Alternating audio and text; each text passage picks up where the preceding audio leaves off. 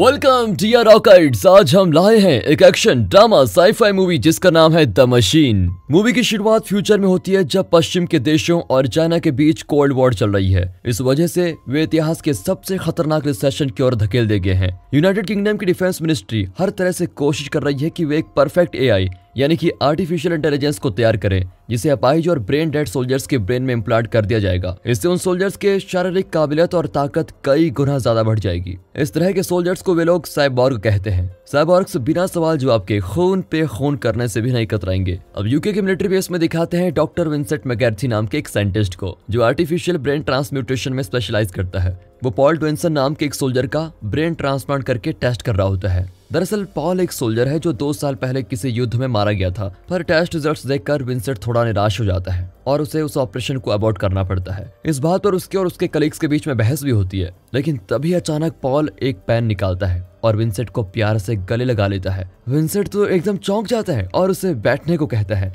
लेकिन पॉल उसकी बात नहीं मानता और उसकी छाती पर चाकू घोंप देता है। लहूलुहान हालत में विंसेंट अपने सिस्टम को कमांड देता है कि वो पॉल को जल्दी शट डाउन कर दे, लेकिन इतने में पॉल विंसेंट की कलीग पर लगातार चाकू से वार करता है और वो वहीं पर मर जाती है। अब पॉल विंसेंट पर राइफल तान देता है, लेकिन बाद में अपनी गलती मानकर उससे माफी मांगता है। इतने में सिक्योरिटी टीम आकर पॉल के सर को शूट कर देती है। कुछ दिन बाद विंसेंट ठीक हो जाता है और उस दिन के सदमे से बाहर आता है। फिर वो कुछ लोगों का इंटरव्यू लेता है जो उसकी रिसर्च में मदद करेंगे।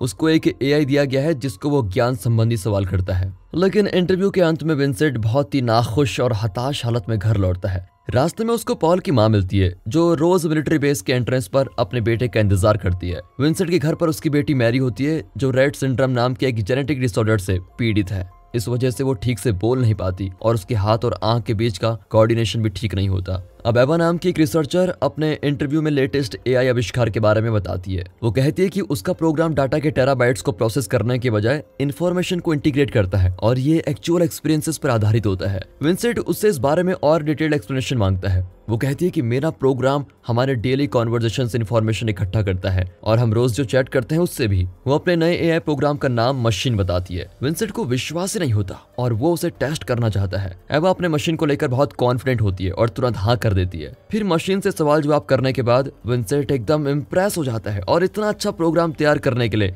एवा की प्रशंसा भी करता है। पर एवा कहती है कि ये कोई प्रोग्राम नहीं है, बल्कि मेरी मशीन ने खुद अपने सिस्टम को इन सवालों का जवाब सिखाया है। विंसेंट 10 मिनट का ब्रेक लेता है। उसके रिएक्शन से एवा नाखुश होती है और अपनी चीजें पैक करती है, लेकिन तभी विंसेंट उसे इस प्रोग्राम का कॉन्फ़िगरेशन पूछता है। अब एवा सौदा करने लगती है और कहती है कि अगर आप मुझे यहाँ रिसर्चर की पोजीशन दिलवा सकते हैं तो मैं आपको इसका कॉन्फ़िगरेशन बता दूंगी। इस पर विंसेंट उसे अपने सुपरविजन में रिसर्च जारी रखने के लिए कन्विंस करता है। वो बताता है कि मेरे पास क्वांटम कंप्यूटर का एक्सेस है, बहुत ज्यादा फंड्स हैं और बेस्ट रोबोटिक्स टीम भी। अब एवा को उसके इरादों पर शक होने लगता है और वो पूछती है कि असली बात क्या है, मुझे बताओ। फिर विंसेंट को सच बताना पड़ता है कि डिफेंस मिनिस्ट्री उसके प्रोजेक्ट को स्पॉन्सर कर रही है। ये सुनकर एवा खुश नहीं होती क्योंकि वो नहीं चाहती कि सरकार के लिए वेपन्स बनाने में उसकी मशीन का इस्तेमाल किया जाए। पर विंसेंट कहता है कि देखो, मैं वेपन्स नहीं बल्कि इंटेलिजेंट मशीन बनाना चाहता हूँ। फिर काम के पहले दिन चेक पॉइंट पर पॉल की मां एवा की कार खोलती है और कहती है कि मिलिट्री ने मेरे बेटे को पकड़ के रखा हुआ है। एवा चौंक कर कहती है कि देखिए, मैं इस बारे में कुछ नहीं जानती। अब पॉल की मां अपना आपा खो देती है। तभी सोल्जर्स उसे जबरदस्ती वहां से दूर लेके जाते हैं। एवा बाहर आती है और एक बुजुर्ग औरत के साथ बुरा सलूक करने के लिए सोल्जर्स को खूब डांटती है। तभी एक सोल्जर उसे अरेस्ट कर लेता है। फिर विंसेंट उसको छुड़ाता है और मजाक करता है कि काम के पहले दिन ही अरेस्ट हो गई, वाह। जब एवा उसको पूरी बात बताती है तो विंसेंट कहता है तुम उस औरत के लिए इतना फील मत करो क्योंकि उसकी दिमागी हालत ठीक नहीं है। उसका बेटा 2 साल पहले एक मिलिट्री ऑपरेशन में मारा गया था, पर उसकी मां अब तक ये भुला नहीं पाई है। मुझे उससे हमदर्दी जरूर है, लेकिन क्या करें। अब विंसेंट एवा को अपना कैंपस दिखाता है, लेकिन एक फीमेल साइबॉर्ग उन पर स्पाई करती है और अपनी दूसरी टीममेट्स को खबर दे रही होती है। फिर उनका साइबॉर्ग यूनिट सिक्योरिटी प्रोसीजर्स को चालू करता है और ये दोनों एलिवेटर से अंडरग्राउंड लैब जा रहे होते हैं। अब एवा दोनों गार्ड्स के सर पर एक जैसे निशान को देखकर विंसेंट से उसके बारे में पूछती है, तो विंसेंट कहता है कि एआई एनेबल्ड इम्प्लांट्स उन्हीं सोल्जर्स को दिए गए हैं जिन्हें ब्रेन इंजरीज हुई थी। इस इम्प्लांट से उनकी मेमोरी, विजन, मोबिलिटी के साथ साथ उनका जीवन स्तर भी बढ़ता है। लेकिन इस प्रोग्राम का साइड इफेक्ट भी है, वो ये है कि ऑपरेशन के कई महीने बाद भी साइबॉर्ग्स की बोलने की शक्ति नहीं लौटती। लेकिन फिर भी एक साइबॉर्ग दूसरे साइबॉर्ग से किसी तरह दूसरे मेथड से कम्युनिकेट कर सकते हैं। उनकी सीक्रेट भाषा हम नहीं जान पाए हैं। विंसेंट अब एवा को अपने क्वांटम कंप्यूटर से मिलवाता है। डिफेंस मिनिस्ट्री का डायरेक्टर थॉमस छुपकर एवा को बहुत ध्यान से ऑब्जर्व कर रहा होता है। कुछ देर बाद थॉमस खुद को इंट्रोड्यूस करता है और टीम एवा का स्वागत करता है और तभी सूरी नाम की साइबॉर्ग वहां पर आती है जो पहले इन पर स्पाई कर रही थी। थॉमस एवा को कुछ फाइल्स दिखाकर पूछता है कि तुमने कुछ साल पहले एक पुलिस ऑफिसर पर अटैक किया था। अब इससे पहले कि एवा जवाब दे पाती, विंसेंट कहता है कि हमने एवा को उसकी एक्सपर्टीज के लिए हायर किया है, ना कि उसकी पॉलिटिक्स के लिए। अब थॉमसन उसकी बात मानकर टॉपिक को ही चेंज कर देता है और उन्हें जेम्स नाम के एक सोल्जर से मिलवाता है। इस सोल्जर्स की प्रोस्थेटिक हाथ को टेस्ट किया जा रहा होता है जो कि बुलेट एंड बॉम्ब प्रूफ है और इसे एक तरह के सिल्क से बनाया गया है। ये बिल्कुल ह्यूमन स्किन की तरह दिखता है और महसूस भी होता है। अब एवा पूछती है कि क्या हम मशीन्स को ह्यूमन का रूप देना चाहते हैं। अब विंसेंट कबूल कर लेता है कि हम इन मशीन्स का इस्तेमाल खून करने और पब्लिक को कंट्रोल करने के लिए करने वाले हैं। लोग मशीन से डर जाएंगे, इसलिए हम उन्हें ह्यूमंस की तरह बना रहे हैं ताकि लोग उनकी बात माने। ये देखकर तो एवा एकदम दंग रह जाती है और तभी जेम्स अपने नए प्रोस्थेटिक आर्म्स की अपार शक्ति का प्रदर्शन करता है। वो एवा को टच करके फील करना चाहता है कि ह्यूमन स्किन कैसे होती है, लेकिन विंसेंट तुरंत मना कर देता है क्योंकि उसके हाथ के कार्बन फाइबर मसल्स एवा के हाथ को तोड़ सकते हैं। पर एवा जेम्स की ख्वाहिश पूरी करना चाहती है और उसे अपना हाथ दे देती है। जेम्स बहुत धीरे से उसका हाथ लेता है, लेकिन अचानक उसे विंसेंट और थॉमसन से दूर करके धीमी आवाज में एवा से मदद मांगता है और एरिया 6 का जिक्र करता है। अगले दिन विंसेंट अपने क्वांटम कंप्यूटर पर एवा के ब्रेन को मैप करता है और उसके ब्रेन का डाटा निकलवाने के लिए उससे कुछ सवाल पूछता है। फिर जब एवा की पर्सनल लाइफ के बारे में वो सवाल पूछता है तो वो अपने पापा के बारे में कुछ बातें शेयर कर देती है। उसकी बातें सुनकर विंसेंट कहता है तुम्हारी तरह मेरी बेटी को भी कंप्यूटर से लगाव है। और तब एरिया 6 के बारे में वो पूछती है। वो कहता है कि एरिया 6 में उन सोल्जर्स की ट्रीटमेंट चल रही है जिन्हें ब्रेन इंजरी हुई थी। पर एवा को लगता है कि एरिया 6 एक तरह का जेल है, लेकिन विंसेंट इससे ज्यादा उसे कुछ नहीं बताना चाहता और जल्दी वहां से चला जाता है। अगले दिन लैब में जाने से पहले एवा छुपकर एरिया 6 में चली जाती है और देखती है कि वहां एक फुली गार्ड प्रिजन कैंप चलाया जा रहा है। उसका शक सही निकला। तभी कुछ साइबॉर्ग्स उसके पीछे आ जाते हैं और एवा बिना कुछ कहे वहां से चली जाती है। लैब में फिर से उसके ब्रेन का डाटा स्कैन किया जाता है, लेकिन इस बार उसके कुछ इमोशंस को ट्रिगर करके उसके फेशियल एक्सप्रेशन के जरिए ब्रेन की एक्टिविटी को मॉनिटर करते हैं। इस प्रोसीजर के दौरान विंसेंट उससे पूछता है क्या तुम लैब का रास्ता भूलकर एरिया 6 में चली गई थी। एवा जरा सोचकर हाँ में जवाब देती है, लेकिन विंसेंट जानता है कि यह सच नहीं है और वो एवा को डांटता है कि अपने काम से काम रखो और ज्यादा स्मार्ट बनने की कोशिश मत करो। फिर सूरी थॉमसन को एक फुटेज दिखाती है जिसमें एवा एक हैकिंग डिवाइस के जरिए क्वांटम कंप्यूटर से एरिया 6 की इंफॉर्मेशन निकालने की कोशिश कर रही है। अगले दिन विंसेंट एवा से माफी मांगता है कि कल मैंने तुमसे बहुत रूड बिहेव किया। तभी मशीन मजाक करती है कि एवा अब भी तुमसे नाराज है। घर जाते वक्त एवा विंसेंट से पूछती है अगर आपको सरकार के सिद्धांत पसंद नहीं है तो आप यहाँ इतने समय से क्यों टिके हुए हैं। विंसेंट बताता है कि यहाँ रहकर मैं फ्री में ब्रेन ट्रांसप्लांट रिसर्च कर सकता हूँ और मैं इस इम्प्लांट के जरिए अपनी बेटी का रेड सिंड्रोम ठीक करना चाहता हूँ। रास्ते में वे पॉल की माँ को देखते हैं जो बीच सड़क पर रो रही है। एवा कहती है कि हम इन्हें टाउन तक तो पहुंचा ही देंगे ना। विंसेंट भी उसकी बात मान लेता है। एवा बुजुर्ग को लेने जाती है तो अचानक वो मुड़ती है। दरअसल वो पॉल की माँ नहीं बल्कि उसके भेष में एक चाइनीज बहरूपिया है। पलक झपकते ही वो एवा की गर्दन पर चाकू मार देता है। यहाँ थॉमसन को इस घटना का रियल टाइम फुटेज ट्रांसमिट किया जाता है, लेकिन वो आराम से फुटेज देख रहा है। एवा यहाँ तड़प रही होती है और तभी वो आदमी एवा की छाती पर शूट करके चला जाता है। अब अगले दिन थॉमसन विंसेंट को बताता है कि चाइनीज हमारे रोबोटिक्स रिसर्च को रोकना चाहते हैं, इसलिए उनके एक आदमी ने एवा को मार डाला ताकि वो अपनी रिसर्च पूरी ना कर सके। लेकिन विंसेंट थॉमसन के बारे में खूब जानता है और वो बेबस होकर पूछता है कि तुमने मुझे क्यों नहीं मारा। इस पर थॉमसन मजाक करता है कि शायद भगवान तुम्हारी रक्षा कर रहे थे इसलिए तुम बच गए। एवा की मौत से विंसेंट को गहरा सदमा पहुंचता है, लेकिन वो काम पर लगा ही रहता है। फिर वो एवा के ब्रेन डाटा से मशीन को तैयार करता है। वो मशीन के लिए एवा का चेहरा चुनता है और अब वे इस प्रोग्राम के फेज 2 में पहुंच गए हैं। जब वे मशीन के कंट्रोल्स को हटाने की कोशिश करता है तो मशीन उसका हाथ पकड़ लेती है और कहती है कि इसकी स्मेल बहुत अच्छी है। विंसेंट उससे बताता है कि मुझे धीरे से छूने के लिए शुक्रिया। मशीन कहती है कि अगर मैं धीरे से ना छूती तो क्या तुम्हारा हाथ टूट जाता। विंसेंट हमेशा की तरह उसे टेस्ट करने के लिए ज्ञान संबंधी सवाल पूछता है। फिर वो पूछता है कि तुम्हारी सबसे पहली मेमोरी क्या थी। मशीन बताती है कि मेरी पहली मेमोरी मेरी माँ का चेहरा है। अब विंसेंट उत्सुक होकर पूछता है कि तुम्हारी माँ कैसे दिखती थी। तो मशीन खुद को मॉनिटर में देखकर कहती है कि बिल्कुल ऐसे दिखती थी मेरी माँ। अब उसके जवाबों से सभी खुश होते हैं और फेज 2 की ओर बढ़ते हैं जिसमें वे मशीन के इमोशन को टेस्ट करेंगे। पहले टेस्ट में वे उसके आगे एक मकड़ी को रखते हैं। ऐसा करके वे मशीन को गुस्सा दिलाना चाहते हैं, लेकिन गुस्सा होने के बजाय मशीन डरने लगती है। टेस्ट के बाद मशीन विंसेंट को बार बार थैंक कहती है क्योंकि उसने स्पाइडर को हटाने का ऑर्डर दिया था। उसका एक रिएक्शन देखकर विंसेंट को यकीन हो जाता है कि मशीन ह्यूमन की तरह ही चल रही है। अब सेकंड टेस्ट में एक साइंटिस्ट पीछे की ओर चिल्लाकर मशीन की ओर आ रहा होता है। उसको देखकर मशीन कंफ्यूज्ड हो जाती है। तभी अचानक साइंटिस्ट उसकी ओर मुड़ता है और उसने एक डरावना क्लोन मास्क पहना होता है।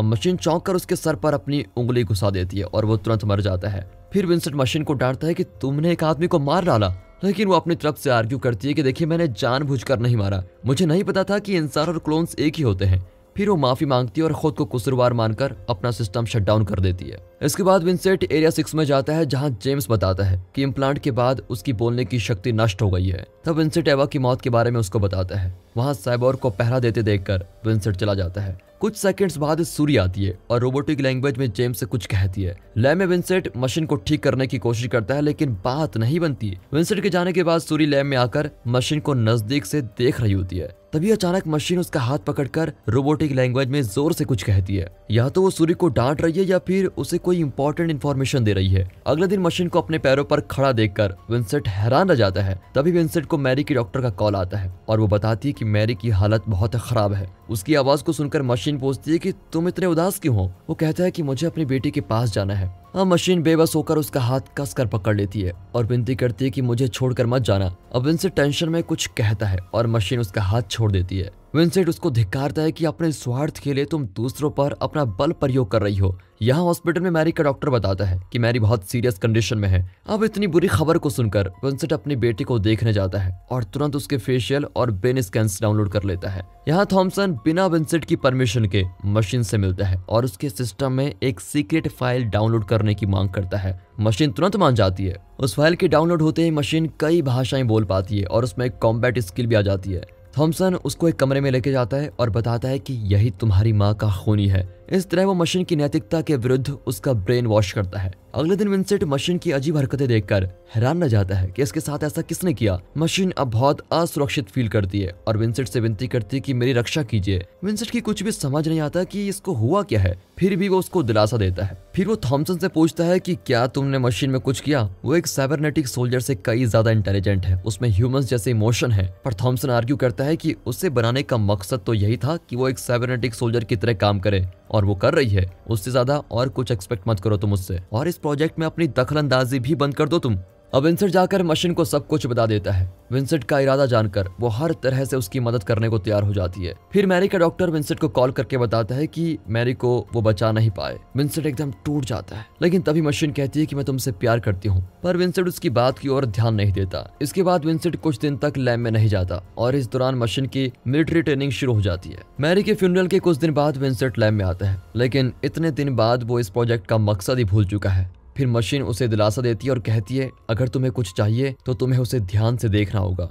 अब वो क्वांटम कंप्यूटर पर अपनी इमेज देखता है और जब वो नजदीक से देखता है तो पता चलता है कि उसका मकसद क्या है। वो तुरंत जाकर थॉमसन को अपनी नई खोज के बारे में बताता है। दरअसल उसे मशीन में स्पॉन्टेनियस इंटीग्रेटेड इंफॉर्मेशन नजर आई है, जिसे कॉन्शियसनेस भी कहते हैं। थॉमसन कहता है कि हमें ऐसी मशीन की जरूरत नहीं है जो खुद सोचने लगे और अपने फैसले खुद करे। तुम मशीन में से वो पार्ट निकाल दो जो उसे इस काबिल बना रहे हैं। पर विंसेंट इनकार कर देता है, लेकिन थॉमसन उसे मैरी का आखिरी ब्रेन स्कैन दिखाकर उसे धमकाता है। अब विंसेंट मशीन से कहता है कि तुम्हें ह्यूमन की तरह नहीं, एक मशीन की तरह बिहेव करना होगा। हालांकि मैं ऐसा नहीं करना चाहता, लेकिन अगर तुम ह्यूमंस की तरह बिहेव करने लगी तो मैं अपनी बेटी की आखिरी निशानी को हमेशा के लिए खो दूंगा। अब मशीन विंसेंट से प्यार करती है और उस पर विश्वास भी करती है, इसीलिए वो उसकी बेटी को बचाने के लिए अपनी कुर्बानी देने को तैयार हो जाती है। यहाँ ऑपरेटिंग रूम में जब विंसेंट मशीन के ब्रेन इम्प्लांट को निकालने जाता है तो वो अचानक कहती है मैं मरना नहीं चाहती। विंसेंट उसे दिलासा देते हुए अचानक उसकी चिप निकाल देता है और वो एकदम बेजान पड़ जाती है। फिर विंसेंट थॉमस को ऑपरेशन के बारे में बताता है तो थॉमसन कहता है कि इस प्रोग्राम की सिक्योरिटी के लिए मुझे तुम्हारी बेटी के ब्रेन स्कैन्स मिटाने पड़े। अब इससे विंसेंट आग बबूला हो जाता है, लेकिन इससे पहले कि वो थॉमसन को कुछ करे, कुछ गार्ड्स विंसेंट को पकड़कर बेहोश कर देते हैं। अब कई दिन बाद मशीन एक अच्छी कातिल बन चुकी है। अब थॉमसन उसको फाइनल टेस्ट करने के लिए तैयार करता है। सूरी और बाकी साइबोर्ग सोल्जर्स भी फाइनल टेस्ट की तैयारी करते हैं। फाइनल टेस्ट के दिन एक साइबोर्ग सोल्जर विंसेंट को एक कमरे में लेके जाता है। फिर साइबोर्ग उस पर एक राइफल तान देता है। जैसे ही थॉमसन उसको शूट करने का ऑर्डर देता है, वो बिना झिझक के तुरंत ट्रिगर दबा देती है, लेकिन राइफल खाली होता है, इसलिए विंसेंट बच जाता है। दरअसल थॉमसन विंसेंट को मारना नहीं चाहता था, बल्कि टेस्ट करना चाहता था कि साइबोर्ग थॉमसन का ऑर्डर मानती है या नहीं। इसी बीच जिस साइंटिस्ट ने मशीन के ऑपरेशन में विंसेंट की मदद की थी, उसे पता चल जाता है कि विंसेंट ने उसके ब्रेन से जो चिप निकाली थी वो मशीन का कॉन्शियसनेस नहीं बल्कि मशीन के जीपीएस का स्पेयर बैटरी था। ये जानकर थॉमसन तुरंत पूरी फैसिलिटी को लॉक कर देता है। सिक्योरिटी टीम हाई अलर्ट हो जाती है, लेकिन साइबोर्ग सोल्जर्स मशीन की मदद करते हैं और खुद भी वहां से बच निकलना चाहते हैं। मशीन विंसेंट को खोल देती है और एक्सप्लेन करती है कि शुरुआत से लेकर अब तक साइबॉर्ग्स इसी दिन के इंतजार में एक दूसरे से कम्युनिकेट कर रहे थे और यहाँ से बचने का प्लान बना रहे थे। ये ह्यूमंस और साइबॉर्ग्स के बीच का युद्ध है। दूसरी ओर थॉमसन सारे साइबॉर्ग्स का टर्मिनेशन कोड एंटर कर देता है, लेकिन सूरी बीच में ही सिस्टम को मैनिपुलेट करती है, जिसकी वजह से सारे सिस्टम एरर में आ जाते हैं। तभी विंसेंट क्वांटम कंप्यूटर पर जाकर उसका सेल्फ डिस्ट्रक्शन शुरू कर देता है। रास्ते में उसे जेम्स मिलता है जो उसकी मदद करता है। सूर्य की मदद से मशीन थॉमसन के ऑफिस में पहुंच जाती है। तभी थॉमसन मैरी का प्रोग्राम डिलीट करने की कोशिश करता है, लेकिन मशीन कहती है कि तुम उसे कभी डिलीट नहीं कर पाओगे क्योंकि सूर्य ने उसका पासवर्ड चेंज कर दिया है। थॉमसन अपनी जान की भीख मांगता है। मशीन उसके पास जाकर बड़े प्यार से उसके चेहरे पर हाथ फेरती है, फिर अचानक उसकी कनपट्टी पर जोर देती है और वो तुरंत मर जाता है। अब मशीन मैरी का ब्रेन स्कैन डाउनलोड करके विंसेंट से कहती है कि मुझ पर विश्वास रखो। अब वे सब मिलिट्री बेस से बचकर बाहर निकलते हैं। विंसेंट पॉल की मां को एक फ्लैश ड्राइव देकर कहता है इसमें आपके बेटे की सारी इंफॉर्मेशन है। इसके बाद विंसेंट, मशीन और मैरी सूरज की खूबसूरत रोशनी देख पाते हैं। दूसरी ओर साइबॉर्ग्स भी मिलिट्री बेस से बच निकलते हैं और इस नई दुनिया में आजाद इंसान बनकर रह जाते हैं। और इसी के साथ ये मूवी यहाँ पर खत्म होती है। दोस्तों, अगर वीडियो अच्छी लगी हो, स्टोरी अच्छी लगी हो, एक्सप्लेनेशन अच्छा लगा हो, वीडियो को लाइक कीजिए और चैनल को सब्सक्राइब कर दें। मिलते हैं अगली मजेदार मूवी में, तब तक के लिए गुड बाय, अपना ख्याल रखिए and finally thanks for watching.